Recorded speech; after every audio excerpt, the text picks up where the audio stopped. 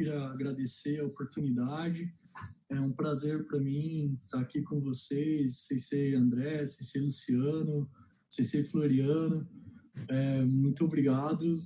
Espero que vocês possam tirar proveito do que eu preparei para falar para vocês. A minha intenção... obrigado, Bruno, pela sua palavra. Foi sensacional, porque dela eu consigo dar um encaminhamento para a maneira como eu vejo, de repente, a expansão que a análise de desempenho pode trazer para o trabalho do dia a dia da toda a comissão técnica. Vou compartilhar a tela com vocês. Por favor, aguardar um minutinho.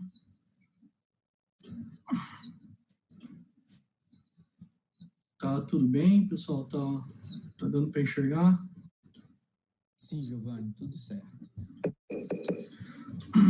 Então, pessoal, um começo breve, né, do meu ingresso, né, na fisiologia, né. Eu comecei logo na faculdade com os testes de PIBIC, né, que era bolsa de incentivo à pesquisa.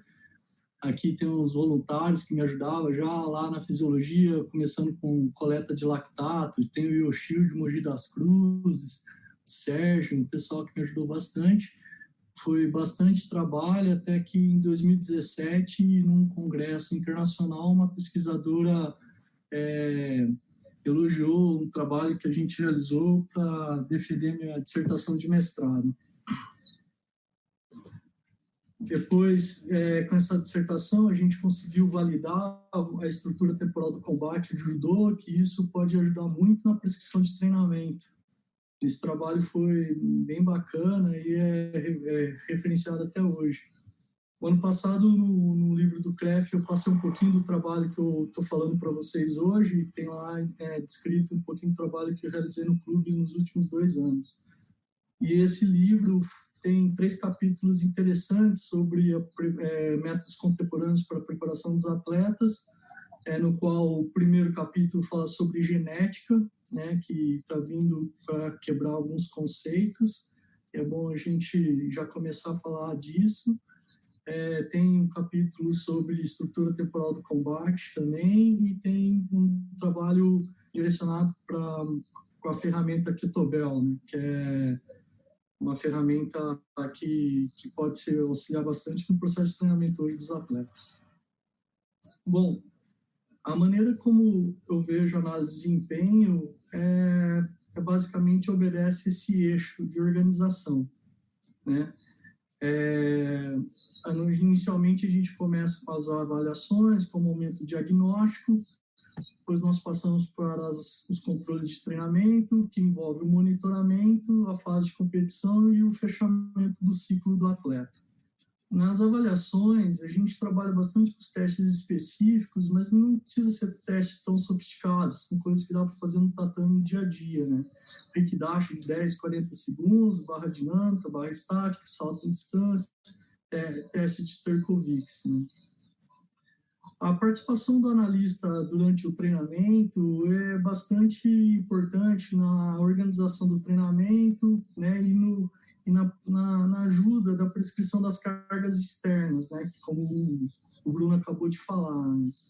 E é interessante essa participação porque o analista pode trafegar em diferentes fases do treinamento técnico, tático, físico, fisioterapia, treinamento mental, e também nutricional, né? Foi uma falha minha aqui não ter colocado. Durante o monitoramento, a gente já tem uma ênfase do carga interna, que foi excelente a palavra do Bruno, que a gente teve uma magnitude de quanto isso pode ser expandido, né?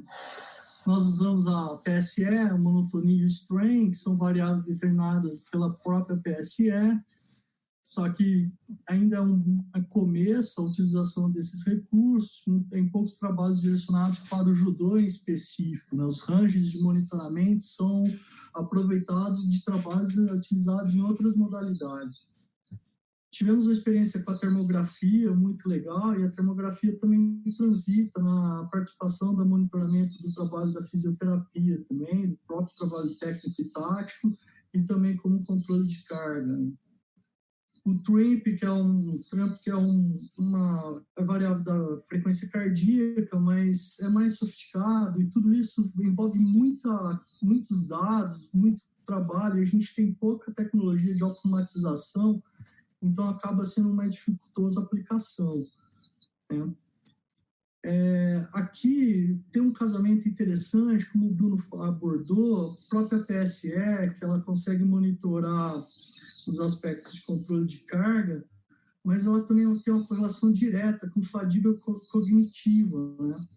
E a gente tem, esses dias atrás, eu consegui fazer uma live com um diretor de uma startup que está lançando uma tecnologia muito interessante para medir o potencial cognitivo dos atletas. E essa tecnologia ela pode auxiliar tanto na parte de controle de carga, como também no potencial cognitivo no treinamento mental, né? E o treinamento mental hoje é de extrema importância e cada vez mais em evidência, porque a gente percebe que ele interfere em 3 áreas muito interessantes da preparação do atleta. Uma é a própria recuperação dos atletas, no caso do analista, né, do estrategista, a parte de ensino e aprendizagem, o trabalho mental é fundamental para potencializar a estratégia técnica e tática dos atletas, e no próprio tratamento pelas sequelas que o treinamento a longo prazo pode provocar nos atletas. Só que, ultimamente, a gente não tem medidas, indicadores muito diretos, né, para todo esse trabalho. Então, essa startup com essa realidade virtual, ela favorece indicadores reais, né, diretos, e isso é muito interessante. Quando a gente passa para a preparação dos atletas para as competições, a gente tem a fase pré, durante e pós, né?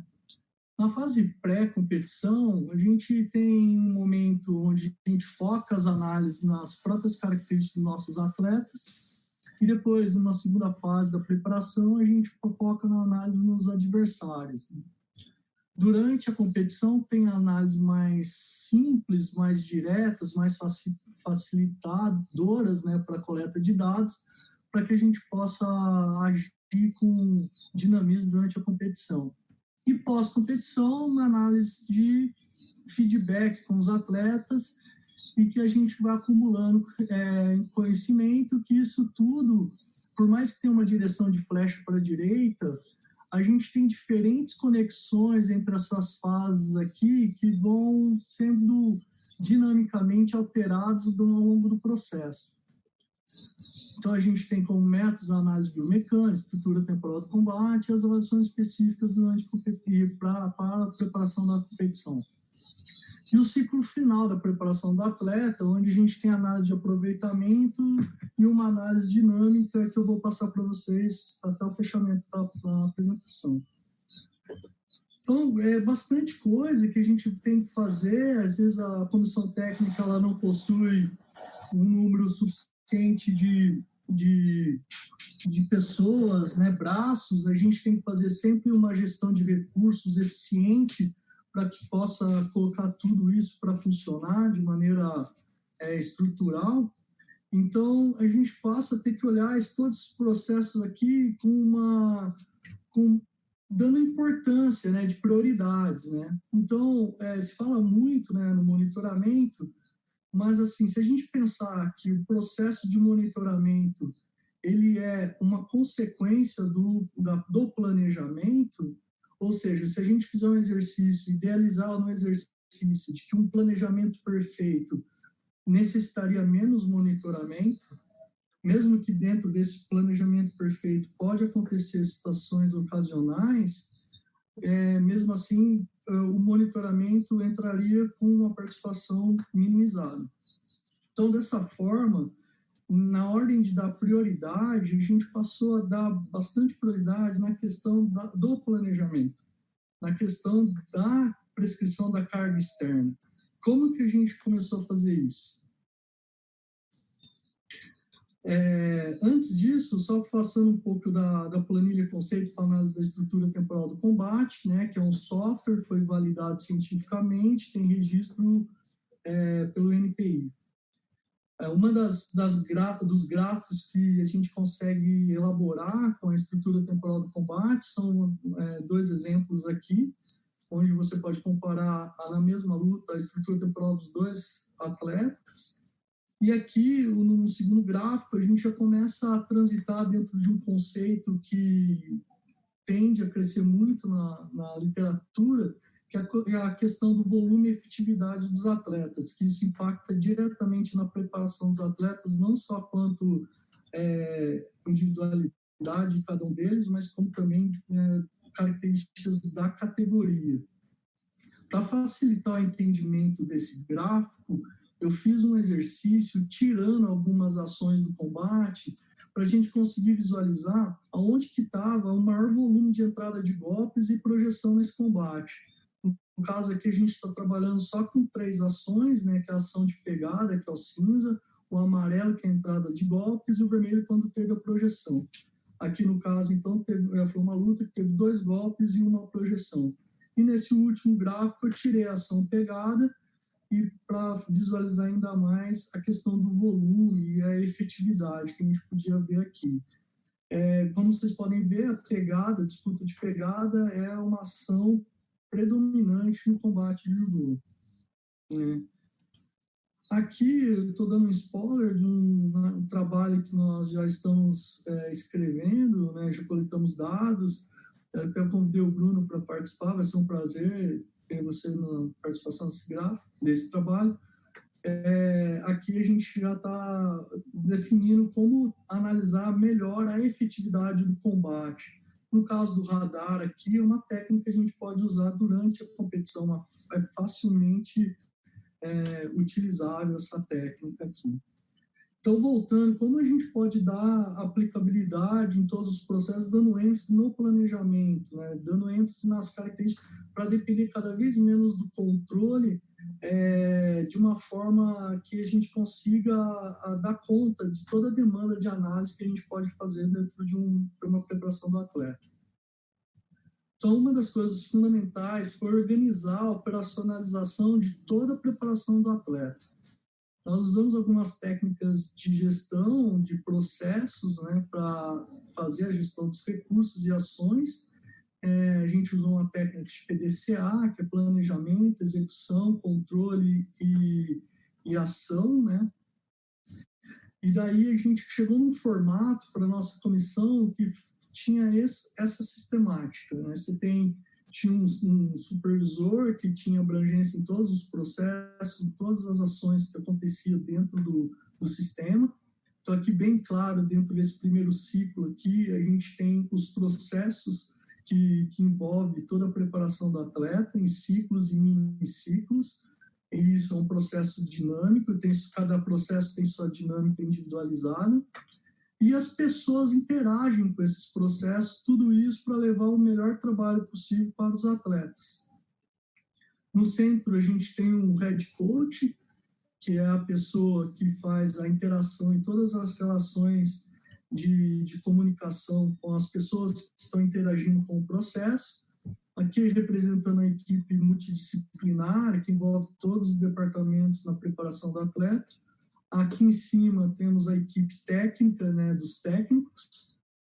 Aqui o papel do analista, que suporta o treinador, buscando informação externa e também com uma comunicação amarrada, vamos dizer assim, bem estratégica com os atletas. Aqui entra muito o papel do coach, que se fala muito hoje em dia no esporte. A gente tem o papel do psicólogo, tem o papel do nutricionista, do fisioterapeuta. Todas as comunicações, por mais que os dados estejam lá centrados na análise, a comunicação não é direta com os profissionais, né? Ela é para o processo, e quando há necessidade de comunicação com os profissionais, essa comunicação passa para o head coach, que tem que ter uma habilidade de interdependência com as pessoas, para que possa comunicar com os profissionais. E os profissionais também obedecer essa regra no sentido de ter a melhor comunicação possível com todos os integrantes do processo, que é o que acontece, por exemplo, também na questão do profissional, ter uma comunicação direta com o atleta sem passar pela equipe que prepara todo o trabalho. Dessa forma, a gente entende que hoje o nosso país está passando por uma situação econômica bem peculiar, né, bem dificultada, e isso pode impactar diretamente a realidade do dia a dia de todas as pessoas que estão envolvidas nos processos de preparação dos atletas, né? Então, dessa forma, visualizar toda a preparação dos atletas como uma empresa é de fundamental importância para que a gente possa otimizar e justificar, de repente, o porquê da necessidade de ter uma equipe numerosa na análise, né, para interpretar todos esses dados que são de extrema importância e vai fazer a diferença na questão de performance, de lesão, de recuperação dos atletas. Então, foi um sistema também publicado numa das referências iniciais da apresentação, que a gente entende que todo o sistema que envolve a preparação dos atletas, ela, no caso do clube, ela tem esse formato, né? Então, você tem o clube entrando com uma infraestrutura financeira, né? E com infraestrutura, material, equipamento, espaço, né? Todos esses quadrados que têm essas bolas já têm indicadores de medida, né? E a relação do clube com o atleta também envolve a participação do atleta com o próprio investimento financeiro, na compra de equipamentos pessoais, adesão em competições, e com o empenho, né? E como que a gente mede isso, nessa relação de empenho do atleta com o suporte do clube, né? Então, isso eu vou falar também um pouquinho mais para frente, mas tudo isso aqui gera a performance do atleta, né? O desempenho, né? Que a gente mede pelo aproveitamento em competições nacionais e competições internacionais, né? Então, falando um pouco de desempenho, nós adotamos uma análise por aproveitamento em competições, e não valores absolutos adquiridos nas competições, né? Então, assim, a gente consegue ter um acompanhamento da evolução do atleta durante o ciclo de preparação. Aqui no caso, a gente tem 2 gráficos, foi solicitado pelo nosso diretor na época que uma das nossas atletas tinha uma decisão importante para fazer, e que compara, no mesmo momento de aproveitamento, né, na mesma época, as 2 atletas têm o mesmo nível de aproveitamento, embora elas tenham um comportamento de aproveitamento diferente. E, consequentemente, isso pode ser decisivo para a decisão de um atleta para ser selecionado, para fazer parte da equipe nacional ou não. No caso, na continuidade desses 2 gráficos, a gente percebe que esse primeiro atleta vinha numa crescente, e essa atleta ela tinha um pico e uma queda e depois estabilizou, enquanto essa outra atleta continuou crescendo e teve um aproveitamento muito bom ao longo do tempo. Nesse outro gráfico, a gente tem uma análise de aproveitamento mostrando uma queda e uma recuperação de aproveitamento. E isso aconteceu porque esse atleta ele buscava algumas atividades fora da estrutura que o clube oferecia para ele. E aí chegou um momento que isso era insustentável pelos resultados que ele estava adquirindo, e que foi passado que ele necessitava ter, sim, todas as atividades concentradas dentro do clube, né? E a partir desse momento ele voltou a ter uma recuperação de aproveitamento.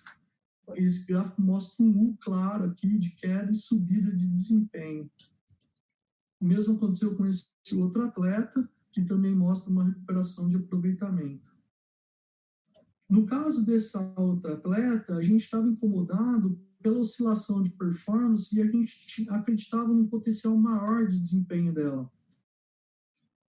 Baseado nesse estudo, pelo pessoal lá da USP, a gente entende que para planejamento das competições, que também envolve toda a ideia de que dá bastante importância para o planejamento e consequentemente, depender menos dos controles de monitoramento, na hora de você definir as competições que o atleta vai participar, obedecer estudos científicos que mostram intervalos ideais de preparação e de recuperação, como o Bruno mesmo disse, a recuperação é essencial para adquirir a performance. Então, nesse estudo, determina que intervalos de 6 a 9 semanas para competições de nível continental, no caso feminino, e competições de intervalo de 10 a 13 semanas para competições de nível maior, como Grand Slam, Grand Prix, Mundial, tanto para ambos os sexos.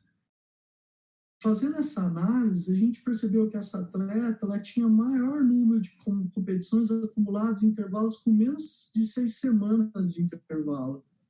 Enquanto o ideal seria de até 13 semanas, né? de 10 a 13 semanas. Então, a curva de tendência desse gráfico deveria parecer uma parábola, né? Deveria ser algo mais ou menos nesse formato. Então, isso pode ser uma das causas da ela não ter atingido um alto nível de performance que a gente almejava. E, nesse caso, de novo, né, como é importante planejar adequadamente as competições no ciclo de preparação dos atletas. Voltando agora para análise de empenho, nós testamos uma série de indicadores e construímos um indicador só para representar todos esses testes que são relacionados a empenho. Então, a gente testou secar, fizemos a termografia, a gente faz o monitoramento de carga, a gente tem chamada, né, que é de extrema importância, tem uma série de coisas que vão ajudar a caracterizar a relação de empenho do atleta com o suporte do clube. Automaticamente, esses indicadores ajudam a medir também a performance dos departamentos que envolvem a preparação do atleta. É claro que isso não tem intenção de prejudicar ou de determinar quem está falhando errado, não, mas na busca para o alto desempenho, isso é de fundamental importância para a gente ir sempre ajustando e adquirir o máximo de performance do atleta. Bom, dessa forma, a gente entende que é bem complexo a análise e ela envolve muita coisa. Na hora de prestar conta para um patrocinador, para o gestor do clube, tudo isso tem que ficar de uma forma fácil e interessante para que as equipes que tomam decisão elas possam entender todo o processo que está sendo envolvido na preparação do atleta. Dessa forma, a gente estudou um mecanismo que fosse fácil de materializar tudo isso, né? Vou compartilhar a tela novamente, só que agora com outro gráfico. Por favor, vocês me falam se está tudo ok. Está tudo ok? Tudo ok. Então, nesse gráfico, é um gráfico dinâmico que envolve todas aquelas análises, todos aqueles indicadores que foram debatidos tanto pelo Bruno como por mim agora, num gráfico só. Então, a gente tem esse cubo, é um cubo porque tem uma visão de 3D, né? A gente tem altura, tem lateralidade e tem profundidade, né? Aqui embaixo, a gente tem a linha do tempo, onde descreve a dinâmica dos atletas. E cada bolinha é um atleta, e aqui no caso a gente está considerando as categorias sub-21, no caso do masculino e do feminino. Então, quando eu aperto o play, aqui no caso, eu vou começar do zero aqui, desde 2016, a gente monitorando o desempenho e a resposta do investimento feito no atleta, né? Então, nesse caso, como eu só estou trabalhando com dois indicadores, eu vou virar o gráfico para facilitar o entendimento dele. Aqui. Então, até 2019, não tínhamos dados de empenho, né? Só tinha dados do investimento feito no atleta e o desempenho dele. Então, até 2019, a gente consegue acompanhar bem a altura quanto a desempenho e bem a lateralidade, quanto ele responde positivamente ou não ao aumento de bônus, que as leis de incentivo e tudo mais. E não é só isso, tem custo com competição, moradia e tudo mais, né? Agora, a partir de 2019, passa a ter dados de empenho. Então, quando eu viro o gráfico, a gente percebe que no começo as bolas estão no fundo do cubo, mas depois de 2019 elas começam a vir para frente. Então, está acompanhando aqui, e aqui o movimento dos atletas. Então, quando chega agora em 2019, os atletas caminham para o início do cubo. A gente consegue ver a relação de empenho. Basicamente, todos os atletas têm alto nível de empenho, né? Então, essa é uma maneira que a gente usa para a gente juntar tudo aquilo que a gente envolve a preparação do atleta de uma maneira sistemática e que possa, é claro, que dentro desses movimentos, dessas bolas, a gente consegue, de repente, investigar por que em determinado momento a bola ficou sem ter o desempenho ou por que o atleta não teve o empenho desejado naquele momento. Daí surge a investigação e por ter os dados a gente consegue fazer uma análise mais aprofundada e conseguir remanejar esse trabalho da forma que a gente consiga salvar ou potencializar o ciclo de preparação do atleta. Eu vou fechar a apresentação com uma imagem que é muito bonita, que é do Pablo Picasso, que ele representa uma mensagem muito interessante. Ele tem várias justificativas dele usar o touro nas suas obras, mas nessa obra aqui, o que me chama a atenção é que ele passa de vários traços, né, do formato, né, do desenho do touro, até ele vai diminuindo os traços ao ponto que toda aquela complexidade de traços acaba sendo resumida em alguns traços e ainda dá a imagem que ele precisa saber que isso é um touro, né? Então você tem uma linha que representa o chifre e tudo mais. Essa crítica, né, essa brincadeira que eu fiz aqui foi no sentido de que, embora as coisas são complexas, elas são amarradas, elas têm uma grande importância no processo, mas é importante a gente entender que cada traço que forma a preparação do atleta é muito importante. E entender a importância, entender onde pode estar uma melhoria, entender onde está um detalhe, pode ser a diferença suficiente para o resultado almejado daquele atleta, né? E, às vezes, por ser complexo, e essa interação com a equipe multidisciplinar, ou a comissão técnica, os gestores, até patrocinadores, acaba não tendo a potencialidade que poderia ter. Então, às vezes, a gente tem um desafio, né, de conseguir sempre materializar de uma forma simples todo aquilo que é de extrema importância e complexo na preparação do atleta, né? Então, eu deixo aqui a minha mensagem. Eu, de novo, agradeço muito estar compartilhando essa manhã com vocês. Foi um prazer imenso para mim. E estou aberto às perguntas e questionamentos. Obrigado.